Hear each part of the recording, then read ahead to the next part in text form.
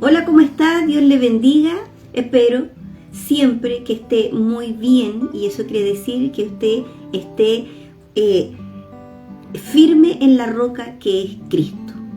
Y así, cuando uno está firme en la roca que es Cristo, puede venir la lluvia, el viento, todo tipo de tempestad, pero uno está ahí en la roca, siempre con los ojos puestos en el Señor, siempre fiel a Él y obediente a su dirección. Y así usted va a pasar la prueba. Estamos en el capítulo 2 de esta carta a los Gálatas. Ya habíamos concluido con el verso 10 y hoy día vamos a comenzar el verso 11. Este evento que vamos a estudiar en el verso 11, 12 y los siguientes, vamos a ver hasta dónde llegamos, es el famoso y polémico de esa diferencia que tuvo Pablo con Pedro. Como que todos sabemos que hubo una diferencia, pero no siempre sabemos cuál fue. Pero al ir avanzando de a poquito en esta carta, vamos a comprender por qué para Pablo fue grave el asunto al punto de tener que enfrentar cara a cara a Pedro. En el verso 11 dice lo siguiente: pero cuando Pedro, está contando Pablo aquí, pero cuando Pedro vino a Antioquía, me enfrenté a él cara a cara, porque lo que hacía era reprochable.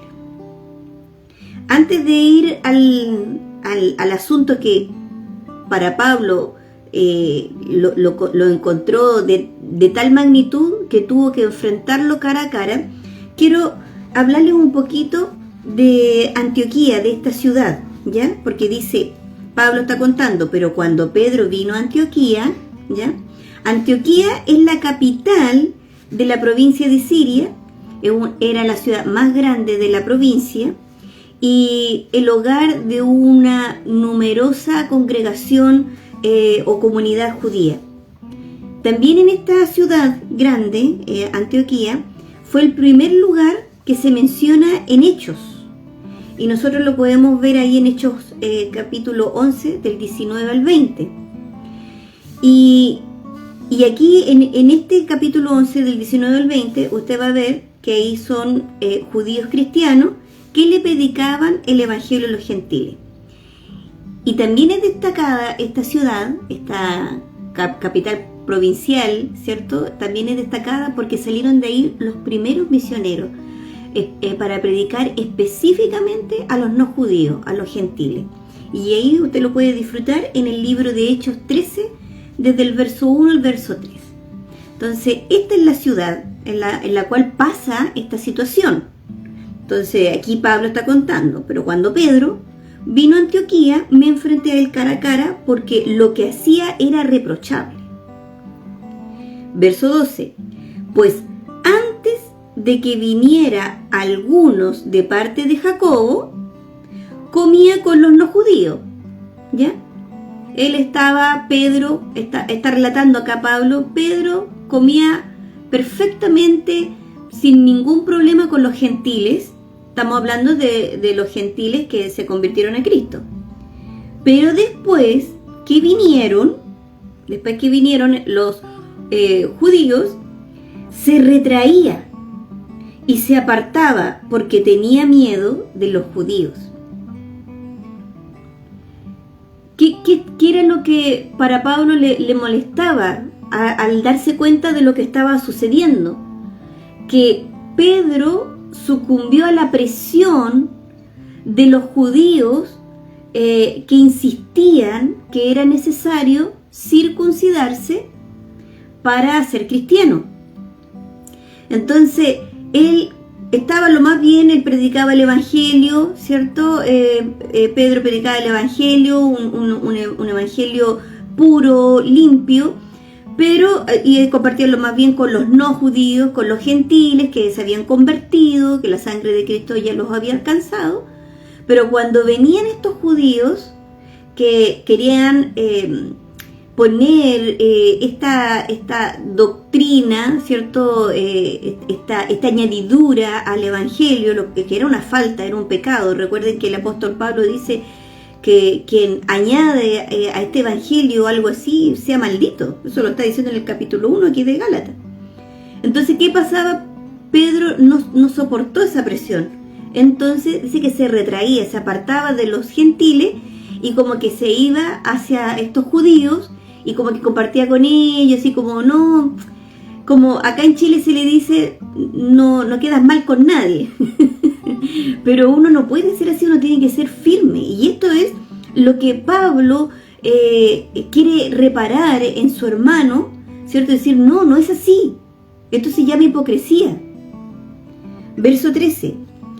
Y en su simulación, sigue relatando Pablo de lo que está haciendo Pedro, participaba también los otros judíos, de modo que hasta Bernabé, el compañero fiel y leal de los primeros cristianos, ahí en el libro de Hechos 4, hasta Bernabé fue arrastrado también por la hipocresía de ellos. Era fuerte lo que estaba pasando. ¿En qué momento Pablo se dio cuenta? Pablo se da cuenta en el comportamiento de Pedro, ¿cierto? En el cual también fue arrastrado Bernabé, que antes de que vinieran estos judíos, ellos no tenían ningún problema con compartir con los gentiles que habían llegado al Evangelio. Compartíanlo más bien, todo pasando, como decimos acá en Chile, todo bien, disfrutando, llenos de gozo. Pero cuando llegaron estos judíos, inmediatamente él se retrae y se va con estos judíos que ponían esta carga de decir, es necesario circuncidarse para ser cristiano, como que falta algo. Entonces ese era el punto de discusión. Y esto es en el fondo lo que trata esta carta de que nosotros seamos limpios en la doctrina. Nosotros podemos conocerla bien, pero tenemos que caminar en ella, en el Evangelio, y entender esto una y otra vez. La Iglesia de Cristo se compone de judíos y de no judíos gentiles. O sea, el no judío, el gentil, no tiene que ser judío, y el judío no tiene que ser gentil. ¿Por qué? Porque ambos son llamados para ser parte de la Iglesia de Cristo. Voy a seguir leyendo. Verso 14. Pero cuando vi que no andaban rectamente, dice Pablo, y conforme a la verdad del Evangelio, o sea, Pablo está diciendo, no están conforme a la verdad del Evangelio. Si uno no tiene que ser como el otro, ambos son llamados. ¿Llamados a qué? Llamados a ser parte del cuerpo de Jesucristo, a ser hijos adoptivos de Dios.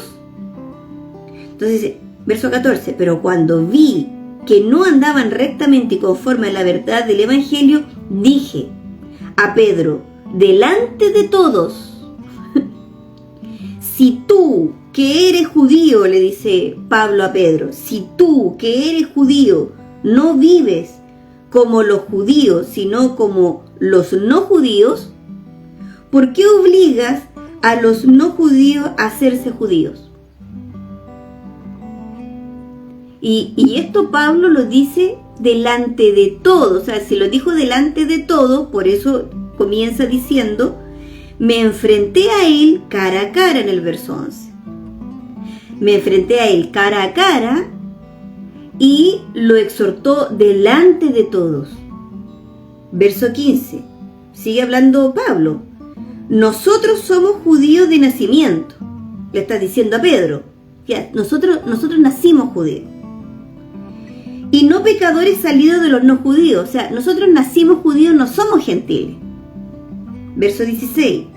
Sabemos que el hombre no es justificado por las obras de la ley, sino por la fe de Jesucristo. O sea, la salvación no es por la ley, le está hablando Pablo a Pedro, ¿cierto? Nosotros nacimos judíos, nosotros no nacimos gentiles. ¿Qué otra cosa sabemos? Pedro le dice. Sabemos que la justificación no es por la ley. La justificación es por la fe en Jesucristo. Eso lo sabemos, ¿cierto? Eso es lo que le está hablando delante de todo. Y también hemos creído en Jesucristo para ser justificados por la fe de Cristo y no por las obras de la ley, ya que por las obras de la ley nadie será justificado. O sea, eso le está diciendo. ¿Lo tenemos claro? Claro, o sea, Pedro lo tenía claro.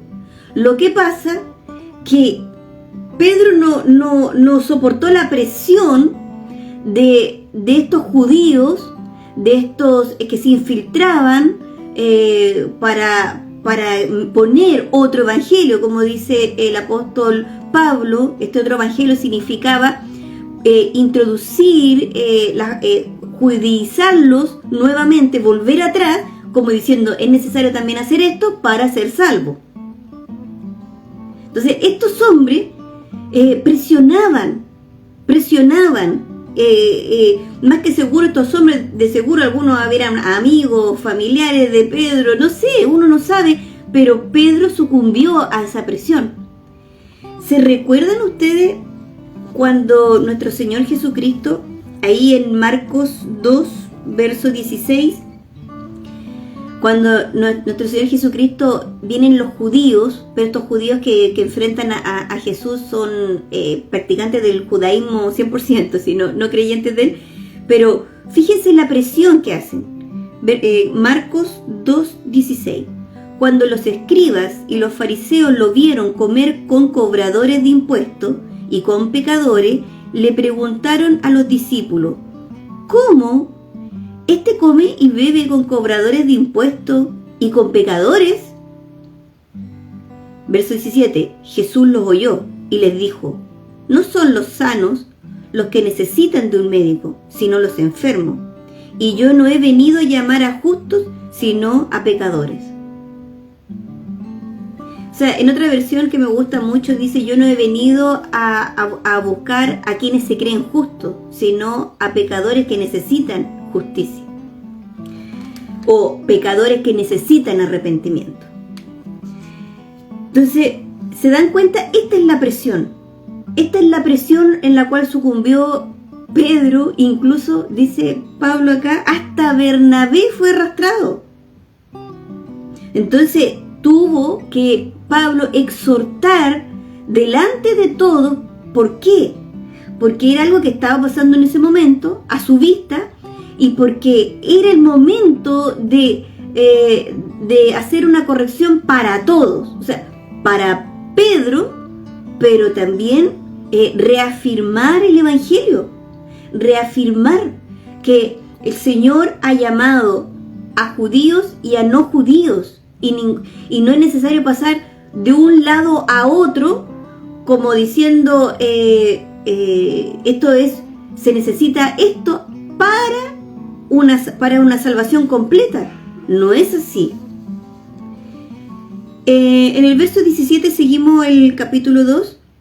Sigue Pablo hablándole a Pedro delante de todo y dice, y si al buscar ser justificados en Cristo también nosotros somos hallados pecadores, ¿será por eso Cristo ministro de pecado? De ninguna manera. Fíjense, este es muy típico de hacer estas preguntas que Pablo al escribir, estas preguntas que le pueden hacer los oyentes. Entonces él se adelanta y dice, y si al buscar ser justificado en Cristo también nosotros somos hallados pecadores, ¿será por eso Cristo ministro de pecado? De ninguna manera. Y responde en el verso 18, porque si las mismas cosas que destruí las vuelvo a edificar, me hago transgresor.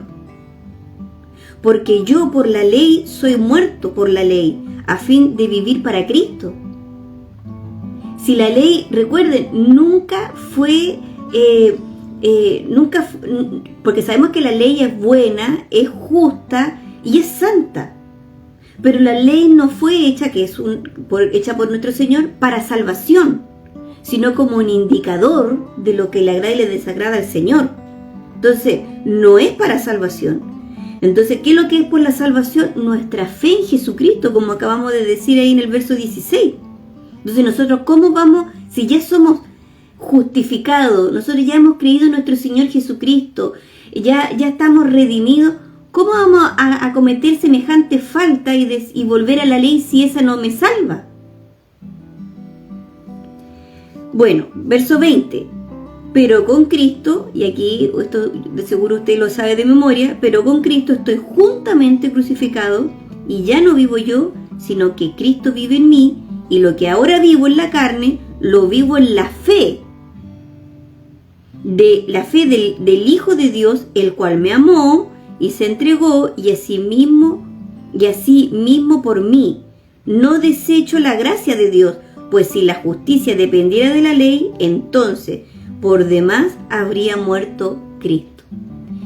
Esta palabra, cuando nosotros sabemos de memoria, porque yo estoy juntamente crucificado con Cristo, ya no vivo yo, sino vive Cristo en mí, es importante que podamos completar ese verso, porque no termina ahí, y dice, y lo que ahora vivo en la carne, sigue ese verso, lo vivo en la fe del Hijo de Dios, el cual me amó y se entregó a sí mismo por mí.